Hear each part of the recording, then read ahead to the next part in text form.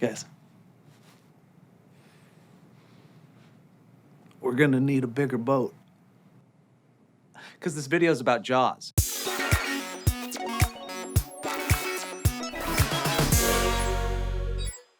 Steven Spielberg's breakout masterpiece, Jaws, has terrified audiences, influenced generations of filmmakers, and ruined family beach vacations for more than 4 decades. But what if I told you the film's legacy was almost that of a colossal flop? One that would have sank Spielberg's career before it ever got started. The production of Jaws was plagued by one glaring problem. The star of the movie refused to work. And I don't mean Roy Scheider. That guy seemed like a pro. I'm talking about Bruce, the shark itself. The giant creature that was supposed to terrorize Amity Island was a mechanical monstrosity that hardly ever functioned like it was supposed to.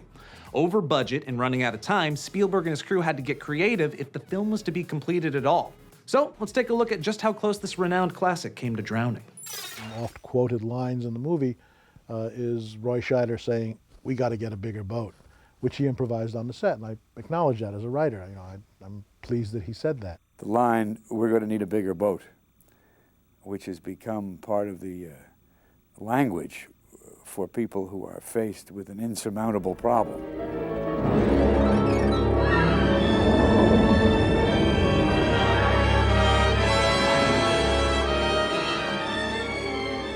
That's a 20-footer. 25. 3 tons on them. I wasn't having any luck. Everyone was telling me it can't be done, it takes 3 years in development. And I heard about this guy that had been retired for some time who did the giant squid in 20,000 Leagues Under the Sea. And his name was Bob Matty. And so when I met Bob, I didn't get the usual pessimistic attitude that you can't do this, you can't make this full, size shark and you shoot in the real ocean. And instead I got this very enthusiastic, yes, we could do anything.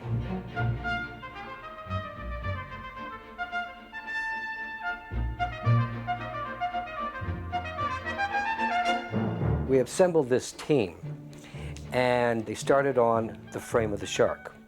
So we were working sort of like from the outside in and the inside out. We were separately modeling the shark, and at the same time they were making the skeleton, and we hoped that they would all fit together.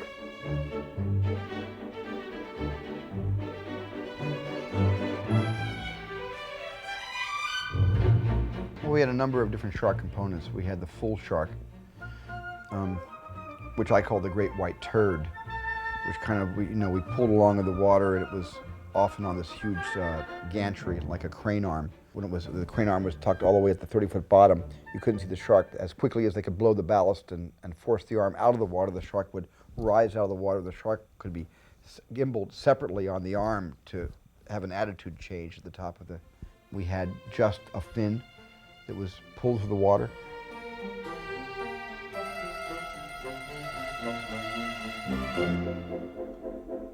We had a left to right shark and a right to left shark. And the left to right shark, of course, had no left side. It was all scooped out, and vice versa for the other shark. We built the shark and tested the shark dry.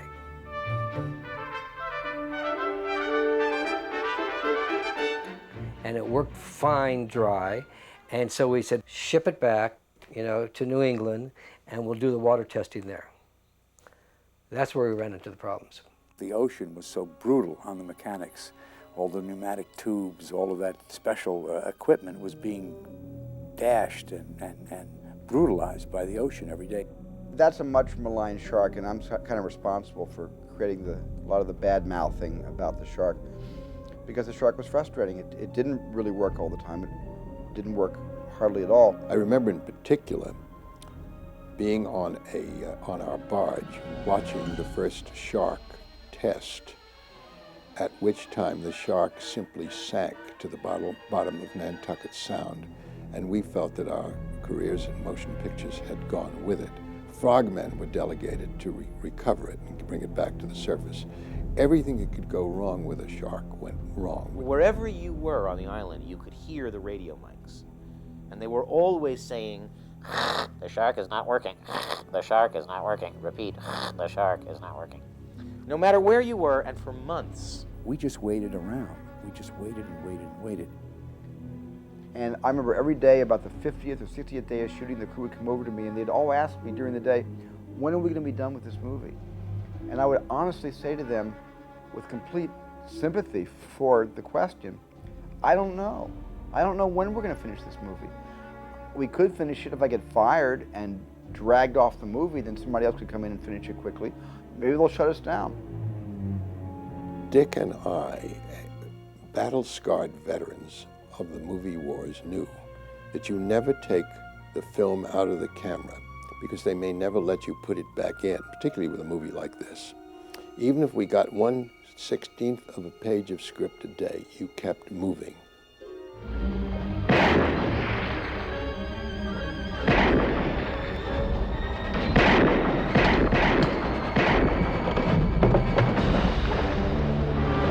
This whole system with the barrels, that kept the shark alive. I mean, when those barrels came up, the shark was there. And that really saved us. It saved us, or we'd still be there waiting for the shark to work, really. Finally, after all this, I mean, it was maybe September, that we got the shark to raise out of the water. And that was that one shot with the Roy Scheider, and it just barely worked. Parker. Good blood. And action, Roy. Slow ahead. I can go slow ahead. You ought to come down and ladle some of this shit.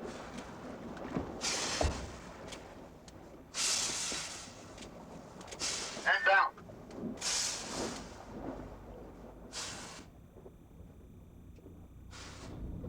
And cut. And then one day, you heard this. The shark is working. Repeat, the shark is working. The shark worked well enough that we, for a while there, had the biggest hit of all time. So I really owe the shark a lot more than I want to take away from it right now. And I owe Bob Matty and his team a lot as well.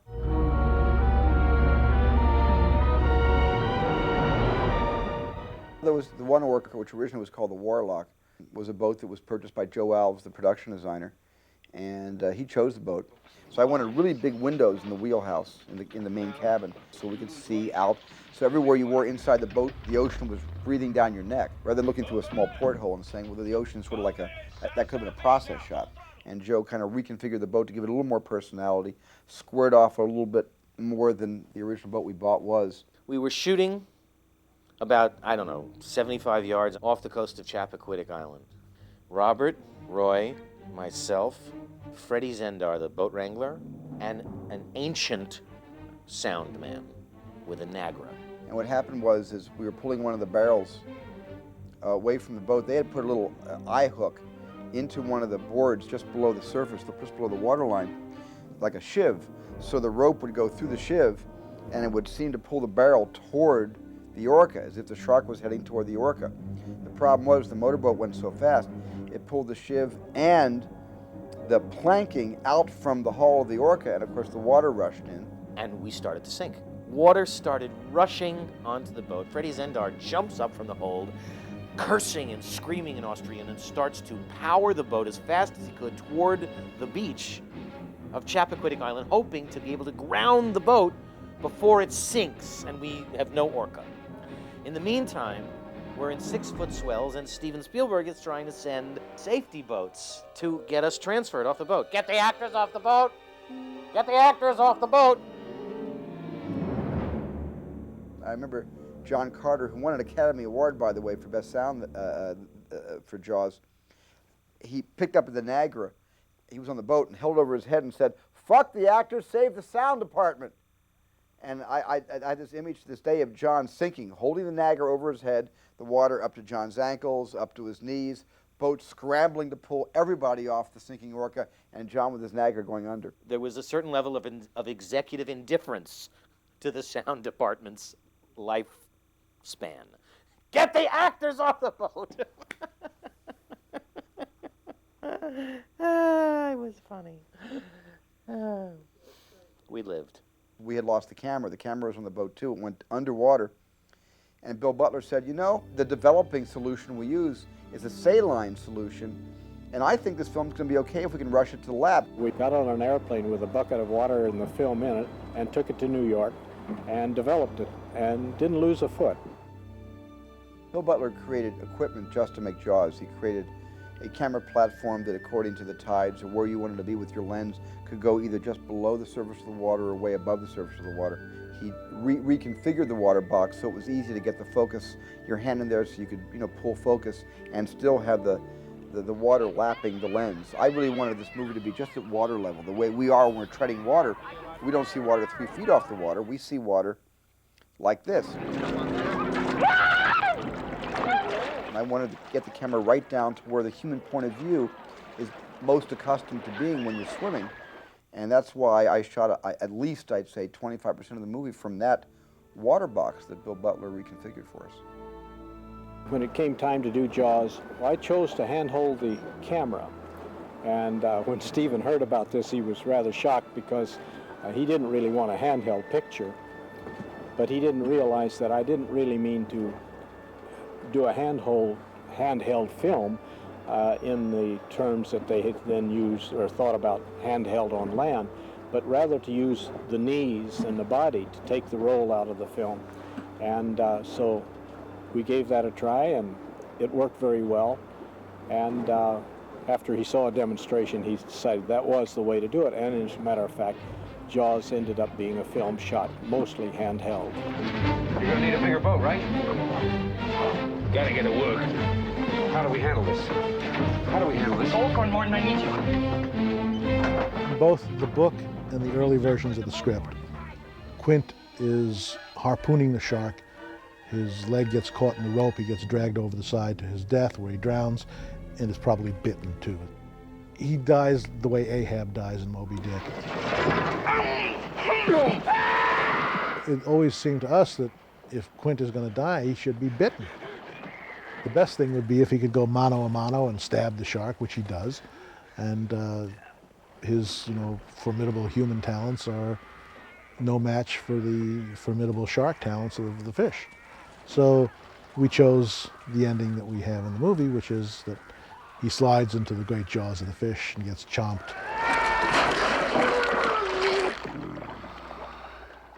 And Scheider, sees it and is terrified.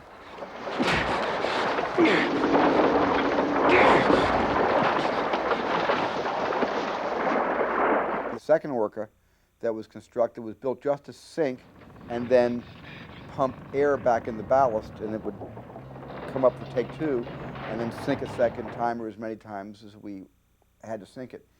And that was, of course, for the shot where the boat starts to sink and Roy Scheider has to climb out the flipping window and climb the mast as the boat goes down, and he only has one final opportunity to succeed. Come on, show me the tank. The most interesting conflict, as far as I'm concerned, happened between me and Steven when it came to the discussion of the ending. Because he said to me, the ending of the book is a downer. The shark gets stabbed with a harpoon, can't hold up the barrels, and eventually drowns, spins slowly to the bottom, and the story ends, if you will. The characters are saved. That is not a big, rousing ending, and I need a big, rousing ending. So he said, here is what I propose to do. And he told me the ending that he had in mind. And I said, Steven, that is completely unbelievable. It can't happen. A shark does not bite down on a scuba tank and explode like an oil refinery. He said, I don't care. He said, if I have got them for 2 hours, they will believe whatever I do for the next 3 minutes because I've got them in my hands and I want the audience on their feet screaming at the end, yes, yes, yes, this is what should happen to this animal.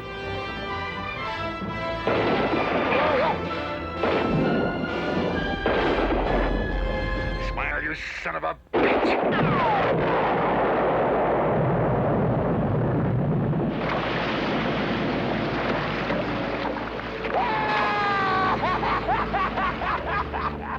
In Duel, you hear the sound of, in fact, it was a dinosaur growling from an old bee dinosaur picture when the truck went over the cliff, because I'd always imagined the truck to be a bit like a T-Rex chasing a car.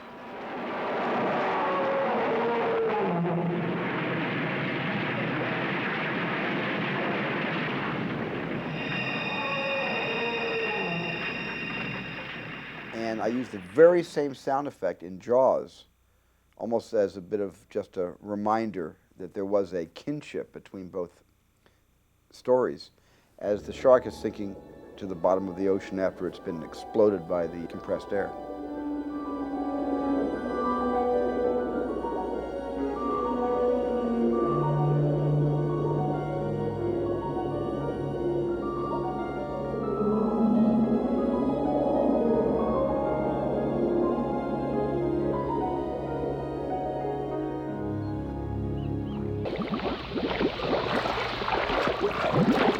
One of the great pieces of Spielbergian genius was the fact that at the end of the movie Jaws, the Richard Dreyfuss character pops up and they swim to shore together.